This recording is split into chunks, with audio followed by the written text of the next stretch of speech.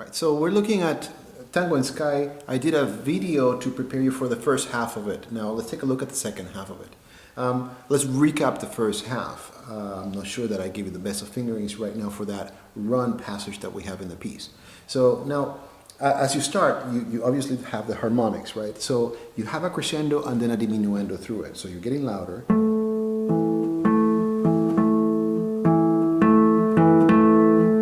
Then quieter. Then the last E is an open E without being a harmonic. And that propels you into the main part. You grab an A minor and you collapse your one index finger to grab the F on the first string. You can strum that, right? But you want to make sure that your first string is ringing with that F, right? And then immediately you place your right hand fingers on the second, third, and fourth string, just to mute that. And those are very short, right? So those are the accompaniment part. And then as you play thumb, index, and middle for those strings, the second beat brings up the open E. So you uncollapse your index finger and you have the full A minor chord, right? Or you can just play that first button. You can jump back and forth, or you can just involve your ring finger. Totally up to you, whatever is more comfortable. Then you have this kind of chromatic glissando, right? Land your pinky, collapse your one, and then you have your dominant chord. Notice that the ring finger stays in the same place. You just add your pinky right below, playing the C sharp. You have A and C sharp, third and second string. Your second finger is on the fifth string, and you kind of collapse into a bar just to get the first ring. And then you just slide back and forth your pinky, right? And then keep your third finger there again, right? You're doing a triple chuck, your first three strings, and then inside strings, playing the D, right? And getting from 3 to 1 on the first fret for that G sharp. Then at the B, right? You're outlining an E7 chord, right? It's really important to land with 4 here, because you are going to use 3, 2 on top of that 4, and 1 on the E on the second fret. Now, here is my fingering. There are many options to do this, right? So what you could do is thumb, thumb, index, middle. Ring finger for the fourth string as you change position, right? Right, and then you set yourself up on the second position, 4 on the fifth fret, fourth string, third fret, third string, second fret, second string, thumb, index, middle, right? So in essence, the logic of this fingering is to keep the right hand thumb, index, middle, ring as much as possible. Thumb, thumb, index, middle, ring, thumb, index, middle, thumb, hammer, index, middle. Then kind of on 9th position, well, it's stretching out the index finger. There is an empty fret between the index finger on the C sharp and the middle finger over here on the A sharp, if you may. Right? Thumb, index, middle. Land your pinky on the 12th fret, and then play with middle and thumb as you play the D and the E. Land your bar on the 10th fret, A, D. Land 3, A, without the ring finger. Then, alternatively, you could use your pinky if you want. And then inside, right? From outside to inside, second and third strings. So let's just revisit that.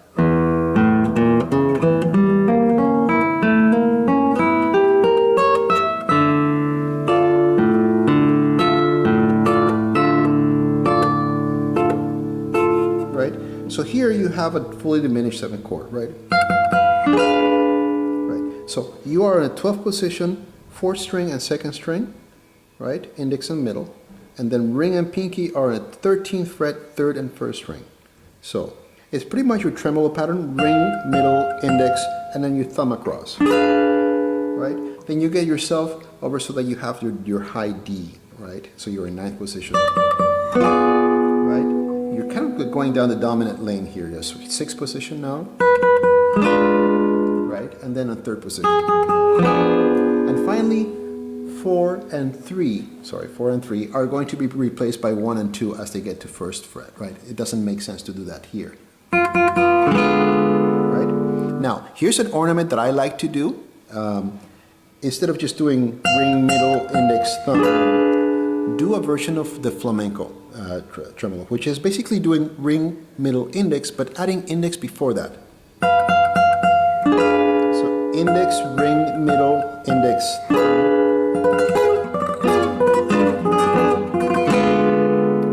So practice it slowly to get that, but I suggest starting with ring, middle, index, thumb first.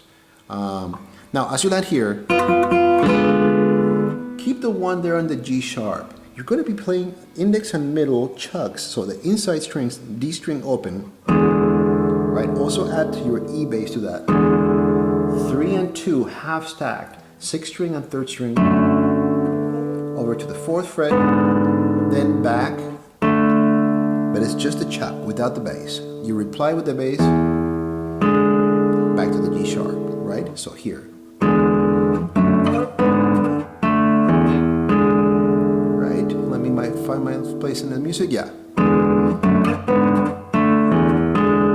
then land on the 5th fret, 3 and 4, stacked on the 2nd and 3rd strings, and couple that with A bass. 1 and 2, 3rd position. E bass, move that back to 1st position, and then back over, land with A bass. 3 and 2 stacked on the 2nd fret. Then ring finger, that was index and middle, right? The inside string. Ring finger is going to grab the B string, and then you're going to land 4 on the 6th string, 3rd fret, 1 on the 1st fret of the 2nd string, keeping 2 and 3 where they are, right? And then you do an ornament, kind of like a Morton, right? Right, so you're landing here, 3 and 4, I lost my position, here we are. Right, that 3 is very consequential. Keep 3, 2 is going to grab the F sharp on the 6th string, and you're going to land kind of a mini bar. I say mini bar, you're grabbing the lower strings. You're not concerning yourself so much with the first 2 strings or so. Actually, you are with the 2nd string, right? So here what we're doing is thumb, index, middle, ring, right? So index on the 4th string, middle on the 3rd, and ring finger on the 2nd. And then you reply to that with index and middle. So you add the ring finger with bass, then you reply to that, mute the bass with index and middle, and then you do the same thing again, but without the bar. Right? You just grab the D sharp. And then pinky pulls off. But meanwhile, I keep on holding on to that third string, right? That A again is very consequential. I'm still holding. Then at that point, you're not holding a D sharp, but it's just an open D. E major. Doing a pizzicato, right? As a kind of like memory help, pizzicato is where you bring your hand over to the bridge and you place your hand right over the frets to slightly mute the strings, and then on the 4th string, 3, 2, D, 2, D, then 5th string, and then as you get to 1, 3, 2, play it normally. It says natural in the score. Right? They're all squished in the 1st fret. 5th string, 3rd string, and 2nd string. Thumb, index, middle, and then when you get to the 1st string, you're going to do artificial harmonics. You place your index finger over the 12th fret because it's an open string, right? Open E. And then with your ring finger, you actually play. It's the same thing as doing this harmonic, but you're plucking and doing everything with your right hand. Right? So you grab the string with your ring finger, you play, and you need to withdraw your index finger right after you play. Otherwise, you don't get much sound, right? Now, as you deal with these other notes on the second string, that's on the first fret, so you have to displace your hand over one fret. Again, placing your finger right over the fret. Right? And that takes you to a repeat that brings you back, right?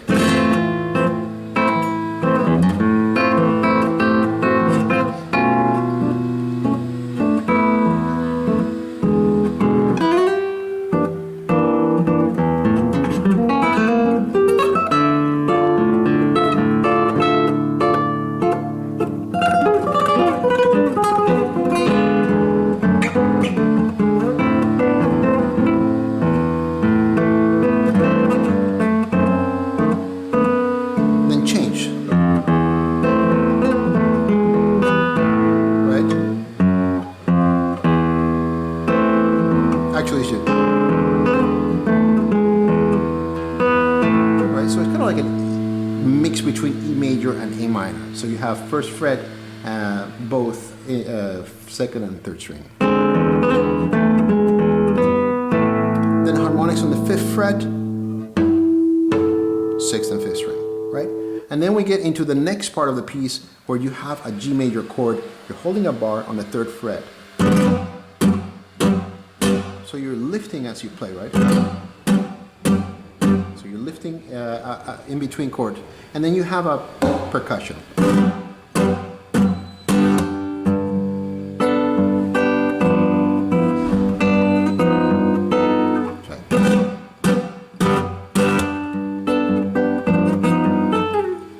I like to slide. Right? And you're going to get kind of like a C major chord, but with G in the bottom. Thumb, index, middle. You're just going to run across the strings.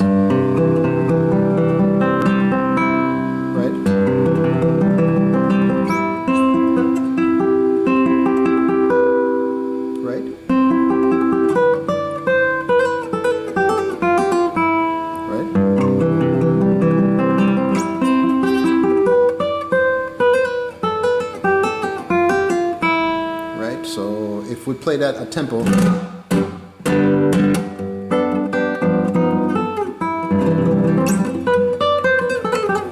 sorry, that was a little bit sloppy. Change page. You're lined up here on the third fret.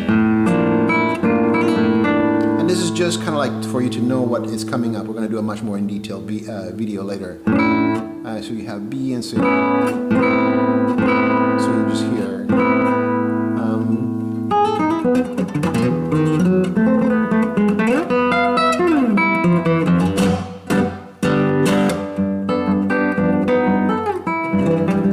Just sight reading here.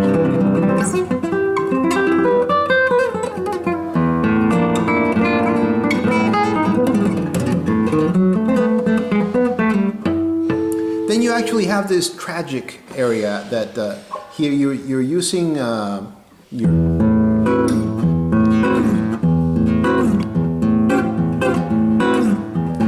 So you're making a bar on the 7th, 3 and 4th, 3rd string and 4th string.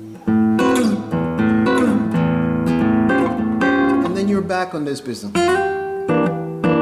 with the run.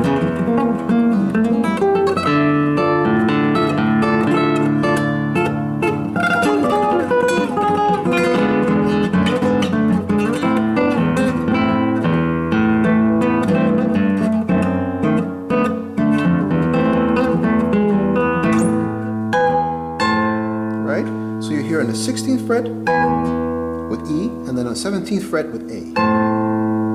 Right? And again, we're going to do a much more detailed video of this last section of the piece, but for now, happy practicing.